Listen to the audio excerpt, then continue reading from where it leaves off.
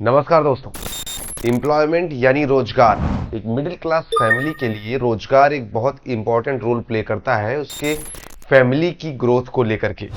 एक आम फैमिली में बच्चों को यही सिखाया जाता है कि बेटा देखो, आपको पढ़ लिख करके एक अच्छा ऑफिसर बनना है, एक ईमानदार व्यक्ति बनना है।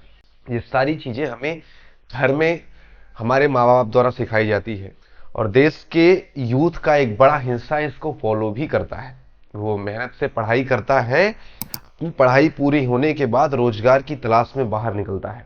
बहुत सारे स्टूडेंट्स जिनके घर की कंडीशन भी उनको अलाउ नहीं करती है, फाइनेंशियल कंडीशंस उनकी ऐसी होती हैं कि वो बाहर प्रिपरेशन भी नहीं कर पाए, बट किसी तरह से वो पार्ट टाइम जॉब के एक तरफ पार्ट टाइम जॉब करते हैं और दूसरी तरफ अपनी प्रिपरेशन कंटिन्यू रखते हैं ताकि वो किसी न किसी दिन किसी गवर्नमेंट जॉब में कोई ऑफिसर के पोस्ट पर रिकमेंड हो जाए, सेलेक्ट हो जाए।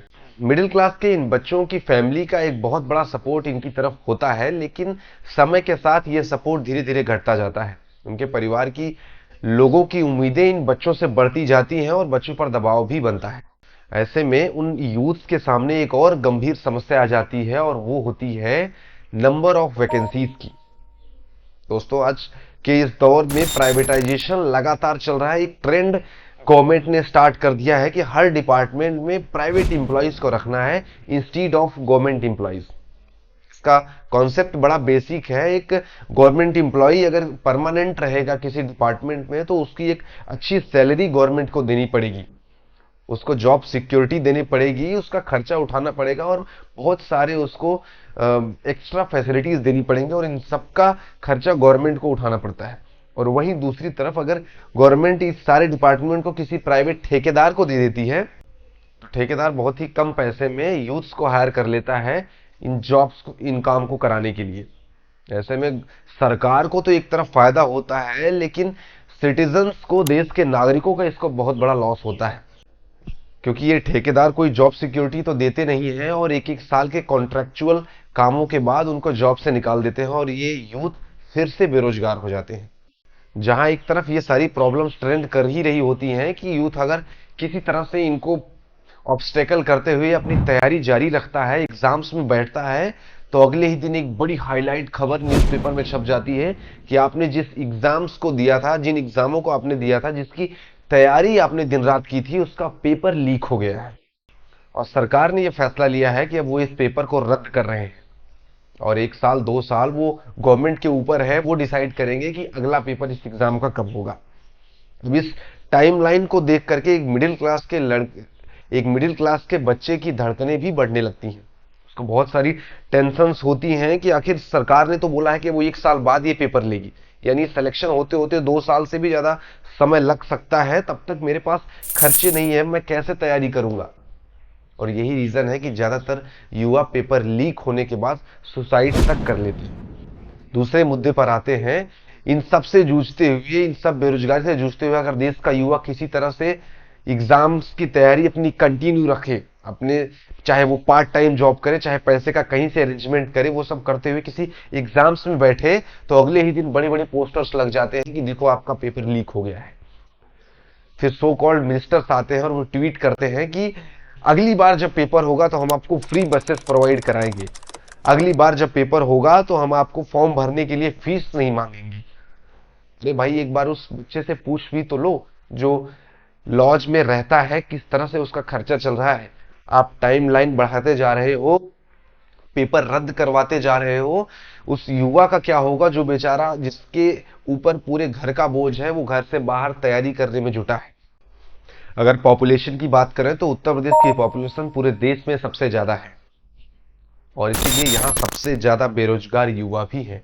हाल ही में एक यूपी कांस्टेबल की परीक्षा का फॉर्म निकलता है, वैकेंसी निकलती है, जिसमें लगभग 60,000 पदों की वैकेंसी होती है।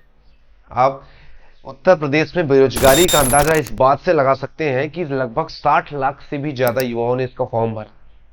अगर आपका रोजगार देने का प्लान इतना ही सक्सेस है तो आखिर 60 लाख युवा एक कांस्टेबल की नौकरी के लिए क्यों दौड़ रहे हैं। वो अपना स्टार्टअप खोल सकते हैं, वो अपना बिजनेस चला सकते हैं। अगर आपका बिजनेस मॉडल इतना ही सक्सेस है तो उनको नहीं बिलीव है इस बिजनेस मॉडल पर। और शायद इसीलिए वो कांस्टेबल बनने के लिए तैयार है, लेकिन अपना खुद का स्टार्टअप और बिजनेस करने में उनको रिस्क लग रहा है। ये यूपी कांस्टेबल की परीक्षा ऑर्गेनाइज कराई जाती है, लेकिन अफसोस इसका भी पेपर लीक हो जाता है। सोशल मीडिया पर एक दिन पहले ही ये पेपर चारों तरफ रन करने लगता है और चारों तरफ ये हल्ला मच जाती है कि भाई यूपी कांस्टेबल का पेपर लीक हो गया है। और इस पेपर लीक मामले पर जब उत्तर प्रदेश के उप मुख्यमंत्री माननीय श्री केशव प्रसाद मौर्य जी से पूछा जाता है, तो वो कहते हैं कि पेपर लीक नहीं हुआ है, बल्कि समाजवादी पार्टी एक पॉलिटिकल प्रोपेगेंडा खेल रही है उनकी सरकार को बदनाम करने के लिए। बड़ी अजीब बात है कि एक तरफ पेपर लीक हो रहा है, इसका प्रदर्शन युवा कर रहे हैं, और ये बातें जब उप मुख्यमंत्री से पूछी जाती है तो वो कहते हैं कि ये एक पॉलिटिकल प्रोपेगेंडा है। चलो ठीक है, प्रोपेगेंडा है, तो फिर उसके अगले ही दिन माननीय मुख्यमंत्री एक ट्वीट करते हैं कि पेपर रद्द कर दिया गया है और अगली बार जब पेपर होगा तो हम फ्री में बसेस देंगे, फ्री में आपको बिना फीस के ही ये फॉर्म भरवा देंगे और फिर से एग्जाम कराएंगे। फिर ये क्या है? एक तरफ मुख्यमंत्री पेपर रद्द कर रहे हैं, दूसरी तरफ उप मुख्यमंत्री जी कह रहे हैं कि भाई ये एक पॉलिटिकल प्रोपेगेंडा है जो उनकी सरकार को बदनाम करने के लिए किया जा रहा है। दोस्तों, उत्तर प्रदेश में ये ऐसा पहली बार नहीं हो रहा है जब पेपर लीक का मामला सामने आया है। साल 2021 में जब टीईटी यानी टीचर्स एलिजिबिलिटी टेस्ट का एग्जाम होता है, जिसमें 21 लाख से भी ज्यादा एस्पिरेंट्स पार्टिसिपेट करते हैं, तो उसका भी पेपर एक दिन पहले ही सोशल मीडिया पर रन करने लगता है। और उस बार भी माननीय मुख्यमंत्री महोदय एक ट्वीट करते हैं और कहते हैं कि ये पेपर हम रद्द कर रहे हैं और अगली बार फ्री में बसेस प्रोवाइड कराएंगे। ये हर बार पेपर लीक होने के बाद फ्री में बसेस प्रोवाइड कराना ही क्या पेपर लीक का एक सोल्यूशन है? दोस्तों, अगर हम उत्तर प्रदेश का ही डेटा चेक करना शुरू करें तो पिछले 7 सालों में लगभग 18 पेपर लीक हो चुके हैं। कौन है इसका जिम्मेदार और आखिर देश के युवा ही क्यों भुगते इनके इस सिक्योरिटी ब्रीच को? कमेंट सेक्शन में कर जरूर बताएं। दोस्तों, थोड़ा टेक्निकली इन चीजों को हम समझते हैं। साल 2014 में देश की पॉपुलेशन थी 130 करोड़ और उस समय बेरोजगारी दर थी 5.6%। अब अगर इस हिसाब से हम बेरोजगार लोगों के आंकड़े निकालें तो लगभग 7.5 करोड़ लोग बेरोजगार थे।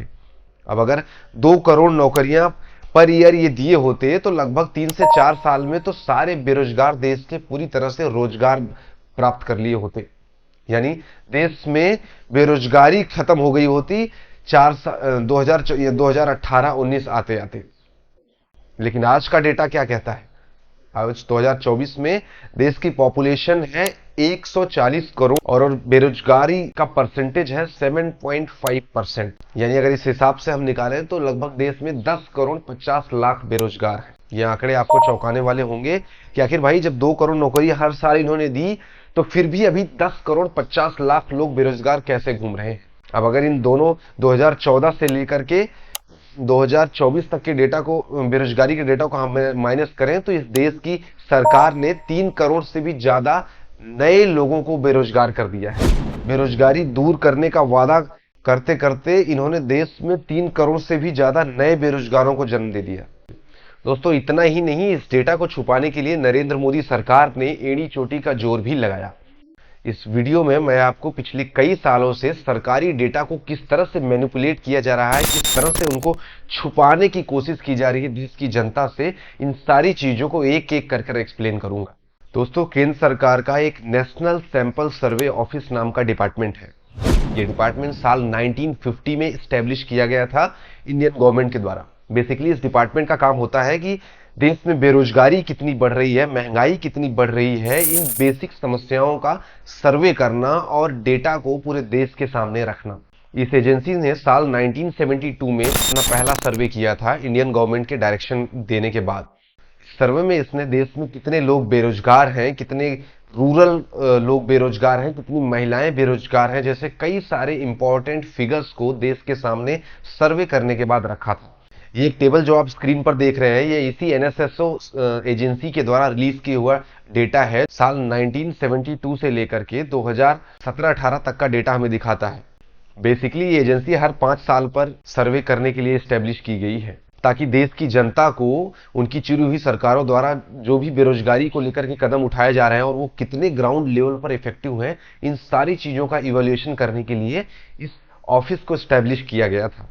अब इस एनएसएसओ के द्वारा साइकिल के हिसाब से इसका लास्ट सर्वे 2011-12 में किया गया था, यानी इसका अगला सर्वे 2017-18 में ड्यू था और अपने ड्यू के मुताबिक ये पूरी टीम अपना सर्वे इस देश में स्टार्ट करती है बेरोजगारी को लेकर के। सर्वे कई महीनों तक चलते हैं और उसके बाद एक डिटेल्ड रिपोर्ट तैयार की जाती है। ये रिपोर्ट साल 2019 में चुनाव से पहले तैयार कर दी जाती है और इस डिपार्टमेंट के कमिश्नर के द्वारा इस पर रिपोर्ट पर साइन भी कर दिए जाते हैं और इंडियन गवर्नमेंट को ये रिपोर्ट सौंप दी जाती है कि भैया ये देखो, ये है डेटा, इतने हैं देश में बेरोजगार, इतने लोग हैं रोजगार, इतने लोगों के पास रोजगार है। ये सारा डेटा एक रिपोर्ट बना करके सेंट्रल गवर्नमेंट को दे दी जाती है ठीक चुनाव से पहले। बेसिकली इसका एस्टेब्लिशमेंट इस प्रकार से किया गया था ताकि चुनाव से पहले देश की जनता को यह पता चले कि उनके द्वारा जो चुनी हुई सरकार थी पिछले 5 सालों में उसने बेरोजगारी को लेकर के कितने कदम उठाए हैं और ग्राउंड लेवल पर क्या वे सभी कदम इफेक्टिव हैं। इन चीजों का एनालिसिस इसी रिपोर्ट को पढ़ने के बाद हो जाता है। दोस्तों, नरेंद्र मोदी गवर्नमेंट इस रिपोर्ट को होल्ड कर देती है। उसको डर होता है कि कहीं ये बेरोजगारी का डेटा अगर देश के सामने आ गया तो इसका चुनाव पर बहुत बुरा असर पड़ेगा। देश की जनता को पता चल जाएगा कि आखिर बेरोजगारी देने में नरेंद्र मोदी गवर्नमेंट कितनी सक्सेसफुल है। आपको इस डेटा के बारे में एक एक करके बताऊंगा और तब आप भी समझ जाओगे कि आखिर ये रिपोर्ट रोकने का कारण क्या था। इसके पहले अगर हम साल 1972 से अभी तक के डेटा को देखें तो कभी भी किसी गवर्नमेंट ने इस रिपोर्ट को होल्ड नहीं किया था। इसका रीजन एक ये भी हो सकता है कि आंकड़े इतने चौंकाने वाले नहीं थे कि उसको किसी गवर्नमेंट को मजबूर होकर के इसे रोकना पड़ जाए कि भैया इसको रोक दो, नहीं तो हमारी सरकार गिर जाएगी, हमारे चुनाव नहीं हम जीत पाएंगे। लेकिन कहते हैं दोस्तों, होनी को भला कौन टाल सकता है। ये रिपोर्ट मीडिया में लीक हो जाती है और चुनाव से ठीक पहले चारों तरफ फैल जाती है। दोस्तों, ये रिपोर्ट कहती है कि साल 1972 से लेकर के 2017-18 तक इतनी बेरोजगारी देश ने कभी नहीं देखी थी जितनी बेरोजगारी साल 2017-18 में देश देख रहा है। यानी बेरोजगारी का आंकड़ा 46 साल के रिकॉर्ड को भी पार कर जाता है।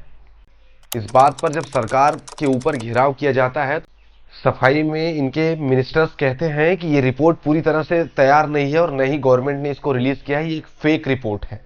एक नैरेटिव क्रिएट किया जा रहा है सरकार को घेरने के लिए। हमने ऐसी कोई रिपोर्ट नहीं रिलीज की है। उनकी बात भी सही है क्योंकि गवर्नमेंट ने तो सच में कोई रिपोर्ट नहीं रिलीज की है, तो फिर आखिर इस रिपोर्ट पर लोग कैसे बिलीव करें। बिल्कुल सही बात उन्होंने कही। दोस्तों, देश में 2019 में चुनाव होते हैं, बीजेपी गवर्नमेंट एक बार फिर से आ जाती है। आपको जानकर हैरानी होगी कि माननीय प्रधानमंत्री के शपथ ग्रहण समारोह के ठीक अगले ही दिन इस रिपोर्ट को रिलीज कर दिया जाता है और ये बिल्कुल वही रिपोर्ट होती है जो लीक हुई होती है। अभी तक गवर्नमेंट के जो बॉडीज थे वो कह रहे थे कि नहीं, ये तो फेक रिपोर्ट है, ऐसा कोई डेटा नहीं है, देश में बेरोजगारी इतनी भी नहीं बढ़ी है। लेकिन अब इस रिपोर्ट को रिलीज होने के बाद गवर्नमेंट इस बात को एक्सेप्ट कर लेती है कि हाँ भाई, ये रिपोर्ट सही है। केचप का एडमिनिस्ट्रेशन है। अब एक सवाल आपके मन में आ रहा होगा कि आखिर ऐसा क्या हो गया पिछले 4-5 सालों में जो बेरोजगारी इतनी भयंकर बढ़ गई। तो दोस्तों, इसका जवाब है नोटबंदी। इसका जवाब है जीएसटी। नोटबंदी साल 2016 में होती है, जिससे गांव में रहने वाले ज्यादातर किसानों के पास ना तो डिजिटल ट्रांजैक्शन की कोई व्यवस्था होती है, न ही उनके पास स्मार्टफोन होते हैं, ना वो लोग बैंक अकाउंट उनके पास कोई होता है और न ही कोई इस तरह के ट्रांजैक्शन करने की उनके पास व्यवस्था होती है। इसमें ज्यादातर वो लोग होते हैं जिनके स्मॉल बिजनेसेस होते हैं, जैसे वो छोटे छोटे तबेलों को चलाते थे जहां गायों और भैंसों को रखते थे, उनके दूधों को बेचते थे। इन उद्योगों को, इन बिजनेसेस को चलाने के लिए उनके पास कैश करेंसी ही रहती थी, उनके पास कैश रुपए ही होते थे। कोई भी डिजिटल ट्रांजैक्शन की न तो उनके पास व्यवस्था थी और न ही उनको चलाना आता। जरा प्रैक्टिकल समझिए, गांव के एक किसी कोने में बैठे छोटे से किसान को क्या पता कि फोन पे और गूगल पे कैसे चलाते हैं। गांव में रहने वाली किसी दादी जो भेड़ों को पालती हैं, उनको क्या पता है कि नेट बैंकिंग क्या होती है। और भारत में 70% आबादी कृषि आधारित आबादी है। तो हमारा देश एक कृषि प्रधान देश है और ज्यादातर लोगों का रोजगार ऐसे ही बिजनेसेस से जुड़ा हुआ है। जब माननीय प्रधानमंत्री जी ये अनाउंस करते हैं कि देश के सारे नोट अब बंद हो जाएंगे, अब हम एक नए नोट चलाएंगे, उस समय इन देश के ज्यादातर किसानों के पास न तो कोई डिजिटल फैसिलिटीज होती है, न ही करेंसी चेंज करने की कोई व्यवस्था। ये अपने नोटों को बदलने के लिए बाजारों में भागते हैं। इस बीच इनके उद्योग पूरी तरह से नष्ट हो जाते हैं, इनके बिजनेसेस नष्ट हो जाते हैं। अब आप सोचिए कि अगर हम किसी तबेले से दूध लेते हैं, हम उसको अगर पैसे न दें और वो हमें रिटर्न न करे, तो भला उसका बिजनेस कैसे चलेगा? उसके डेली के जो खर्चे हैं वो कैसे चलेंगे? उसका बिजनेस पूरी तरह से डेफिनेटली चौपट हो जाएगा, क्योंकि उसके पास करेंसी नहीं है। जो करेंसी है वो खत्म हो चुकी है। उसके पास बैंक अकाउंट नहीं है कि वो जाके चेंज करे। वो बड़े बड़े साहूकारों से मिलते हैं, ये बेचारे किसान जाते हैं अपनी नोट बदलवाने के लिए, और उनको कमीशन भी देना पड़ता है। इन सब के बीच में, इन सब भागदौड़ के बीच में उनका बिजनेस पूरी तरह से चौपट हो जाता है। और यही रीजन है दोस्तों कि 46 साल का आंकड़ा भारत तोड़ देता है बेरोजगारी के मामले में। इतनी भयंकर बेरोजगारी होती है कि ये सभी गांव में रहने वाले लोग, ज्यादातर कुछ शहर में भी रहने वाले लोग, ये सब बेरोजगार हो जाते हैं। इनके पास कोई बिजनेस नहीं है, इनका बिजनेस बंद हो जाता है। और एक बार बिजनेस बंद हो जाता है तो ये बेचारे इतने गरीब होते हैं कि दोबारा चालू भी नहीं कर सकते। बड़े मुश्किल से तो एक बार किसी से ऋण लेकर के, किसी से कर्ज लेकर के तो इन्होंने बिजनेस शुरू किया था, और माननीय देश की सरकार ने नोटबंदी करके उनको भी खतरे में डाल दिया। यही एक बहुत बड़ा रीजन है जो देश में इतनी भयंकर बेरोजगारी बढ़ी, और इसका असर आज भी हमें देखने को मिल रहा है। दोस्तों, अगर मेरी बातें आपको इमेजिनरी लग रही तो जरा सोचिए, नोटबंदी के बाद कभी भी देश के प्रधानमंत्री ने प्रेस कॉन्फ्रेंस करके उसके फायदे गिनाए? देश के मीडिया ने कभी उसके फायदे गिनाए हो, या किसी न्यूज चैनल ने उसके फायदे गिनाए हो? सिर्फ और सिर्फ बेरोजगारी बढ़ी है। लोगों के पास करेंसी ही नहीं है बिजनेस करने के लिए, जो डिजिटल ट्रांजैक्शन करने में अनेबल है। आज डिजिटल ट्रांजैक्शन करने में भी तो जियो का डेटा चाहिए, हमें रिलायंस का डेटा चाहिए, एयरटेल जैसी कंपनियों के हमें मोबाइल डेटा चाहिए, तभी तो हम उनके डिजिटल ट्रांजैक्शन कर सकेंगे। बहुत सारे रीजन है दोस्तों बेरोजगारी बढ़ने की, और ये लगातार बढ़ती जा रही है, लेकिन इस पर देश का मीडिया कोई बात नहीं करता है। कौन है इसका जिम्मेदार, और आखिर देश के युवा ही क्यों भुगते हैं इनके इस सिक्योरिटी ब्रीच को? कमेंट सेक्शन में कर जरूर बताएं। धन्यवाद। जय हिंद।